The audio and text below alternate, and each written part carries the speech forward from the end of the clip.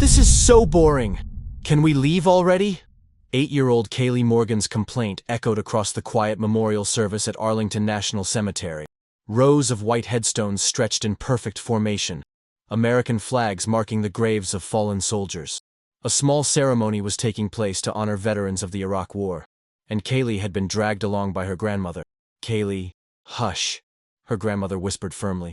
"Show some respect." "Respect for what? A bunch of dead people? They can't even hear us." Several people turned to glare at Kaylee, but she was too absorbed in her phone to notice or care. She was supposed to be on vacation in Florida, not stuck at some cemetery listening to boring speeches. An older man, maybe in his 70s, sat in the row in front of them. He wore a military uniform with several ribbons and medals, his posture ramrod straight despite his age. He turned slightly at Kaylee's comment, his expression showing deep disappointment. The ceremony continued. A young widow approached the podium to speak about her husband, killed in action 3 years ago. She held a folded flag and spoke through tears about the father her 2 children would never know. "This is so dramatic," Kaylee muttered, still scrolling through social media. "Why do they have to make such a big deal about it?" Her grandmother grabbed her phone. "That is enough, Kaylee Marie. These people sacrificed everything for our freedom. The least you can do is sit quietly for 30 minutes. Fine, whatever. But I still don't see why we have to be here. It's not like any of these people were important." The older veteran in front of them stood up abruptly and walked away, his jaw tight. Kaylee didn't notice, but her grandmother did, her face flushing with embarrassment. After the ceremony ended, people mingled among the headstones, paying respects to specific graves. Kaylee's grandmother led her to one particular grave, that of her own brother who died in Vietnam. "This is your great-uncle Michael. He was 22 when he died. He saved 3 men from his platoon before he was killed." Kaylee looked at the headstone with disinterest. "Okay, can we go now?" "What is wrong with you?" her grandmother asked, genuinely bewildered. "These men and women died serving their country. They deserve your respect, your gratitude, not your contempt. They chose to be soldiers. That was their decision. Why should I care?" A voice behind them made them both turn. It was the older veteran from the ceremony, his expression stern. "Because without people like your great-uncle, you wouldn't have the freedom to be such a disrespectful little brat." Kaylee's eyes widened. "Excuse me? You can't talk to me like that." "I can, and I will. I've been listening to you for the past hour, complaining, showing zero respect for the fallen, treating this sacred place like an inconvenience. Your great-uncle would be ashamed. You didn't even know him." "Actually, I did. Michael Chen, right?" He gestured to the headstone. "He and I served together. He died pulling me out of a burning vehicle. So yes, young lady, I knew him. And I know he'd be disgusted by your behavior." Kaylee's grandmother gasped. "You served with Michael?" The veteran nodded. "I did. I'm Colonel Richard Stone. Retired. Michael saved my life on May 15, 1971. I think about him every single day." He looked at Kaylee with barely contained anger. "And here's his great-niece, treating a memorial like it's a chore, calling these graves a bunch of dead people, saying they weren't important. I didn't mean—" "Yes, you did. You meant every word. You think because these soldiers are dead they don't matter. You think their sacrifice is boring. You think you're too important to spare 30 minutes honoring the people who died so you could have the life you take for granted." Kaylee felt tears starting, but she was also angry. "It's not my fault they died. I didn't ask them to be soldiers. No. You just benefit from their sacrifice every single day without a moment's thought or gratitude." A younger man approached, maybe in his 50s, wearing a suit. "Dad, is everything okay?" Colonel Stone gestured to Kaylee. "This is Michael Chen's great-niece. I was just explaining to her what her great-uncle meant to the men he served with." The younger man looked at Kaylee with recognition. "You're the girl who was complaining during the ceremony. I heard you say the fallen weren't important." "I didn't mean it like that." "How did you mean it then?" "Because from where I was sitting you clearly stated that these veterans weren't important, that their deaths were boring, that honoring them was a waste of your time." More people were gathering now, drawn by the confrontation. Several wore military uniforms. Others were family members of the fallen. All of them had heard Kaylee's comments during the ceremony. A woman in her 40s stepped forward, her eyes red from crying. "I'm Sarah Mitchell. My husband is buried here. He died saving his entire unit from a suicide bomber. He was 29 years old. Our daughter was 3. She's 10 now and barely remembers her father. But please, Tell us again how boring and unimportant this is. Kaylee wanted to run, to hide, to disappear. Instead, she was surrounded by people who'd lost loved ones, who'd served themselves, who'd sacrificed in ways she couldn't comprehend. "I'm sorry," she whispered. "I didn't understand." Colonel Stone shook his head. "You still don't. But you're going to." He pulled out his phone and made a call. "General Morrison? It's Rick Stone. I'm at Arlington with a situation that requires your attention." 20 minutes later, a military vehicle pulled up. A stern-looking man in his 60s, wearing a uniform covered in medals and ribbons, stepped out. Everyone around immediately stood straighter, showed deference. "Colonel Stone," the general greeted him warmly. "What's this situation you mentioned?" Colonel Stone explained, detailing Kaylee's behavior during the ceremony and her comments about the fallen. The general listened with an increasingly dark expression. When Stone finished, the general turned to Kaylee. "Young lady, what's your name?" "Kaylee Morgan, sir." "Do you know what this is?" He pointed to a distinctive medal on his chest, a light blue ribbon with white stars. Kaylee shook her head. "This is the Medal of Honor. It's awarded for conspicuous gallantry and intrepidity at the risk of life above and beyond the call of duty. I received it for actions in Iraq, where I was the only survivor of an ambush that killed 8 of my men. 8 brothers I couldn't save." He stepped closer. "I come to Arlington once a month to visit their graves, to remember, to honor their sacrifice. And today, I had to listen to a child call them unimportant, call their deaths boring, treat their memorial like an inconvenience." Kaylee was fully crying now. "I'm sorry. I'm so sorry." "Sorry isn't enough. You disrespected not just these graves, but every person who served, every family that's lost someone, every veteran who carries the weight of survivors' guilt. You need to understand what you did." He pulled out his phone and showed Kaylee a photo. 8 young men in military uniform, smiling at the camera. These are the men who died in that ambush. They were between 19 and 26 years old. They all had families, dreams, futures, and they died protecting me and each other. He swiped to another photo. "This is their memorial wall at Fort Hood. I visit it every year on the anniversary. I tell their families that their sons, brothers, husbands mattered, that their sacrifice wasn't in vain. And you stood in a cemetery full of people just like them and called them unimportant."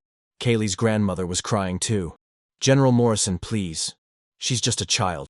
She doesn't understand." Then it's time she learned. Here's what's going to happen.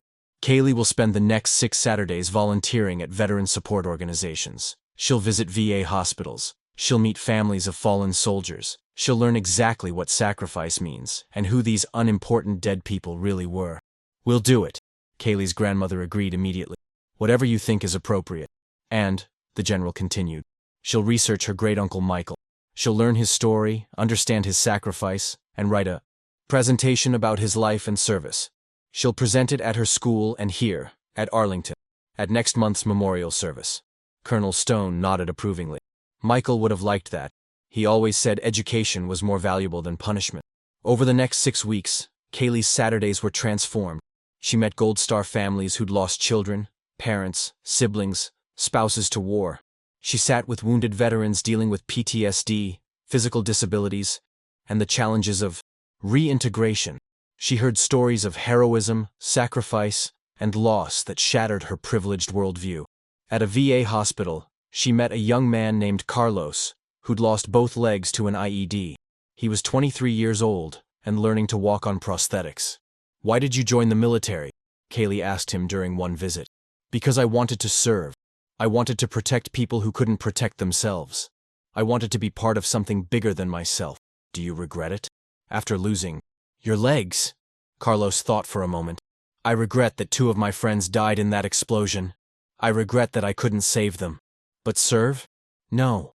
I don't regret serving. It gave my life meaning." Kaylee struggled to understand.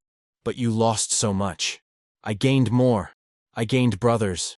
I gained purpose. I gained the knowledge that I stood for something that mattered. Can you say the same?" The question haunted Kaylee. What had she stood for? What had she sacrificed? What had she contributed? To anyone beyond herself? She threw herself into researching her great-uncle Michael. Through military records, interviews with Colonel Stone, and letters her grandmother had saved, she pieced together his story. Michael Chen had been a college student studying engineering when he was drafted. He could have found ways to avoid service, but he chose to go.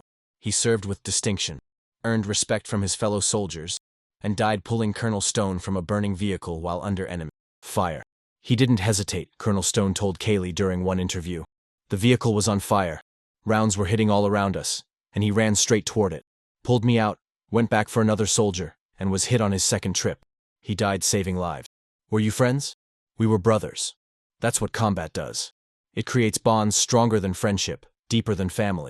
And when you lose those brothers, part of you dies with them. Kaylee's presentation, when she finally delivered it, was powerful and genuine. She spoke at her school first, showing photos of Michael, describing his life and death, explaining what she'd learned about sacrifice and service. I thought soldiers were just people doing a job, she told her classmates.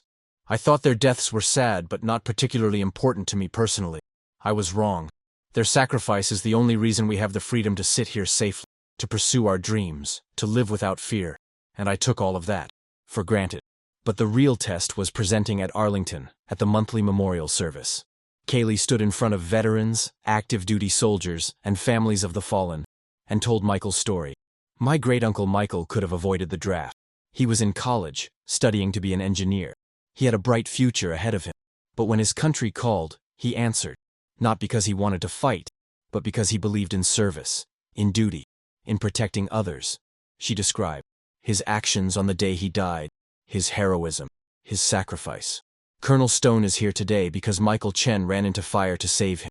8 other soldiers came home to their families because Michael put their lives above his own.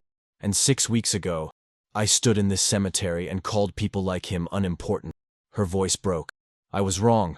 I was ignorant and privileged and cruel. I dishonored my great-uncle's memory and the memory of everyone buried here. I'm sorry. I'm so deeply sorry. And I promise to spend the rest of my life honoring their sacrifice instead of dismissing it. The applause was polite, but reserved. These people had heard apologies before. What mattered was whether Kaylee would follow through. She did. Kaylee continued volunteering with veteran organizations through high school. She organized memorial events, raised money for veteran support services, and made sure younger students understood the cost of freedom. When she turned 18, she enlisted in the Army. Her grandmother tried to talk her out of it, terrified of losing another family member to war.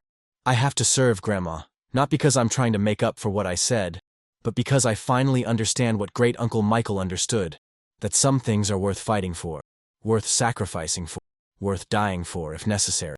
During her basic training graduation, both Colonel Stone and General Morrison attended. After the ceremony, they approached Kaylee together. Your great-uncle would be proud, Colonel Stone said, his eyes misty. Not just of your service, but of your growth.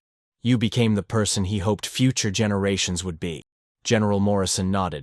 You've honored his memory better than any statue or ceremony ever could. You've lived his values. Years later, after serving honorably and returning to civilian life, Kaylee became a high school history teacher. Every year on Veterans Day, she brought her students to Arlington National Cemetery. And every year, she told them the story of a bratty 8-year-old who called fallen soldiers unimportant, and the Medal of Honor recipient who taught her the true meaning of sacrifice. I was that bratty kid, she'd tell her students. I'm not proud of it, but I'm grateful for the people who cared enough to educate me instead of just condemning me, who showed me that the greatest honor we can give the fallen is to live lives worthy of their sacrifice.